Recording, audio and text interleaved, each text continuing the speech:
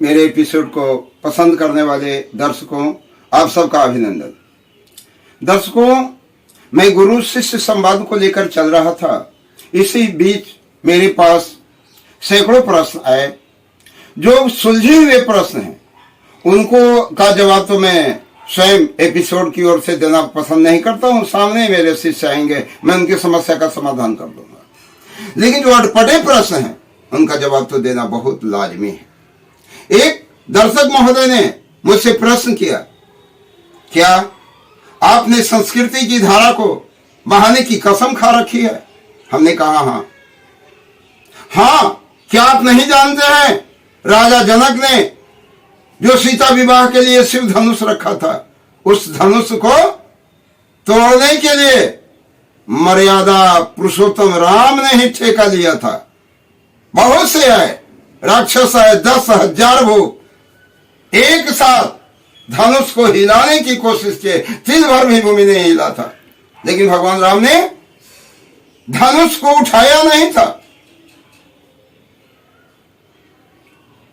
भगवान राम ने जैसे ही हाथ बढ़ाया, वह धनुष राम के हाथ में आने के लिए तो तड़प रही थी, वो अपने आप खंडित हो जाती, जिसका विस्तार से वर्णन मैं अगले एपिसोड में बहुत बात दूंगा, क्योंकि अभी तो गुरु शिष्य महिमा बतला रहा हूं।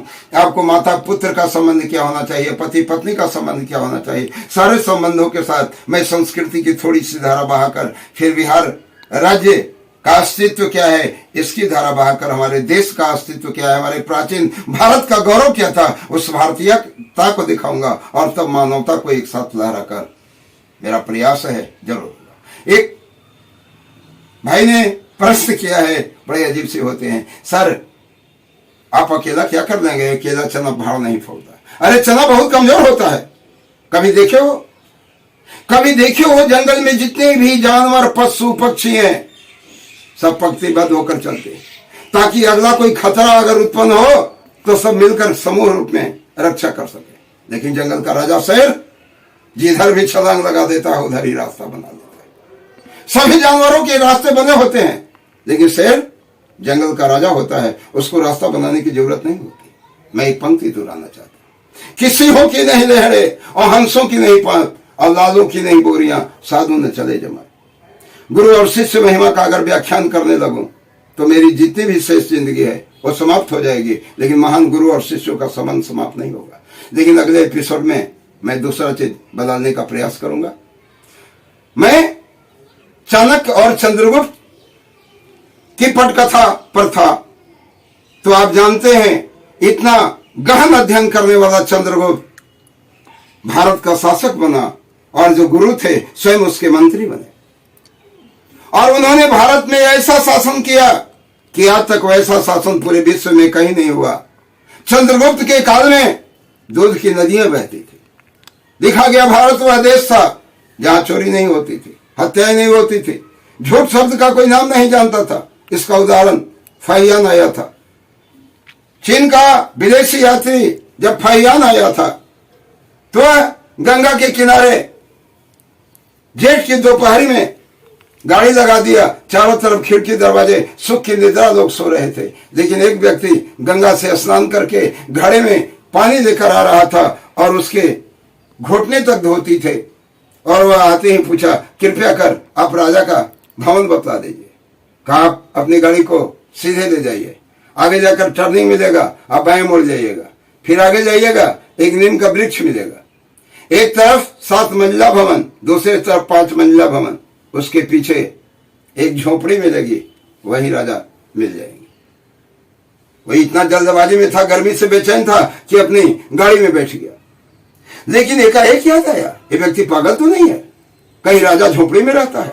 लेकिन तमाम पता करने के बाद जब वहां पहुंचा और झोपड़ी से निकलने वाला व्यक्ति और कोई नहीं, सूखा हुआ एक गमछा पहने हुए जो बाहर निकला, वही व्यक्ति वहां का राजा यानी चंद्रगुप्त था।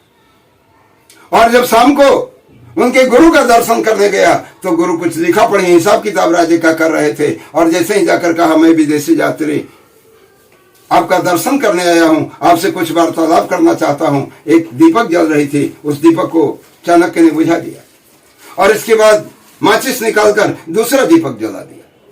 विदेशी ने पूछा, अजीब अजीब सी बात, जो पहला दीपक जल रहा था उसमें तेल तो पर्याप्त था और वह बहुत प्रकाश दे रहा था, फिर भी आपने उसे बुझा दिया। अरे दूसरा टिमटिमाता हुआ दीपक आपने क्यों जलाया? चाणक्य ने मुस्कुरा कर कहा, यही तो हमारी आदर्श नीति है।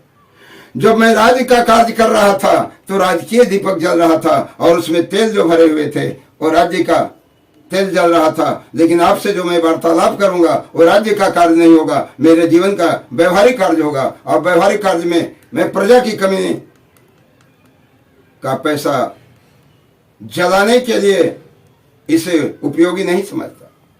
जो मैं कमाता हूं अपना जो मेरा है और उससे जो खरीदा हुआ छोटा सा दीपक है जिसके लौ कमजोर है वो मेरा दीपक जल रहा है, अरे मेरे व्यवहार का दीपक जल रहा है, विदेशी चरणों में गिर गया। यही तो थी चाणक्य की नीति। बच्चे, हम तो चाहते हैं कि जीवन पर्यंत गुरु और शिष्य का वर्णन करते रह जाएं, लेकिन माता पुत्र तमाम संबंधों का वर्णन करना है तो आगे एक एपिसोड में, 2 एपिसोड में अभी गुरु शिष्य संवाद चलने दीजिए और जैसा होगा अगले एपिसोड में हम हर संबंध को बतलाकर आपको संस्कृति की धारा बहाने की कोशिश करेंगे। आप मेरे साथ रहें, सहारा मिले जो आपकी हंसी का, हम मिटा देंगे सारा गम धरती का, सारा गम धरती का। जय हिंद, जय भारत।